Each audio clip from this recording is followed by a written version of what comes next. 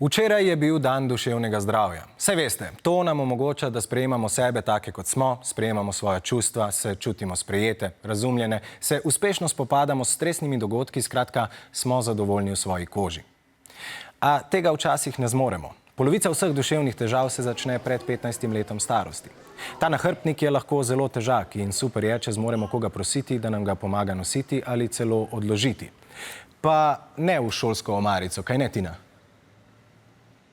Živjo Max, živjo infodromovci, res je. V svoje šolske omarice ponavadi pospravite stvari, za katere ne želite, da bi jih kdo videl. No, te omarice, ki so postavljene na Trgu Republike v Ljubljani, pa so tukaj prav zato, da jih vsakdo lahko odpre in v njih so anonimne zgodbe slovenskih otrok in mladostnikov, ki doživljajo različne stiske, ki jim povzročajo duševne težave. Nekaj smo jih odprli z Juretom in Zojo. Rad berem knjige in se učim, ampak zaradi tega me nihče v razredu ne mara. Ker sem bolj tih in sramežljiv, me potem zaradi tega še zmerjajo. Meni se zdi, da vsem, kar se to dogaja, imajo res veliko krivico. Moje 3 do 4 take zelo dobre, pametne, berejo knjige, vse to delajo v razredu in jih noben ne zmerja zaradi tega, ker smo res dober razred. In tudi, če bi jih kdo zmeril, mogoče iz 2. razreda, mi je nekdo priskočil na pomoč in mislim, da tudi ful pomeni, da imaš dobre vrstnike.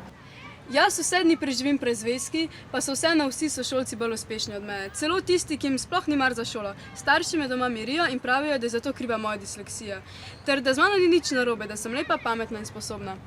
Ja, disleksija je resna stiska. Ljudje, ki imamo disleksijo, smo samo pametni na drug način. Zdaj, moj nasvet za to punco, ki jo v šoli zafrkavajo, bi bil, da ne jih ne posluša, da naj se ona nauči živeti s tem in da naj se zaveda, da to ni nič takega. Od sredine tedna je tukaj postavljenih 90 omaric, torej 90 stisk mladih. Akcija pa je del projekta Kako se počutiš v organizaciji UNICEF-a Slovenije. Maja, torej o duševnih stiskah je treba spregovoriti in ne ostati tiho. Ja, tako je.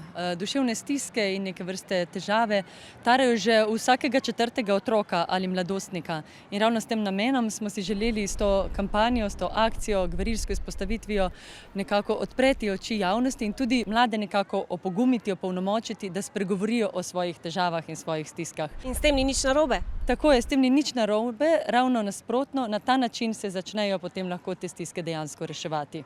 Maja, najlepša hvala. No, vse te zgodbe pa lahko preberete tudi na spletni strani UNICEF-a. Tam boste našli virtualne omarice in stiske mladostnikov. Če tudi ti čutiš in doživljaš kaj podobnega, se obrni na katerega od družinskih članov, zaposlene na tvoji šoli, odraslega, ki mu zaupaš. Na omenjeni spletni strani in na Čisto hudo pa so tudi naslovi in telefonske številke, kamor se lahko obrneš, če si v stiski.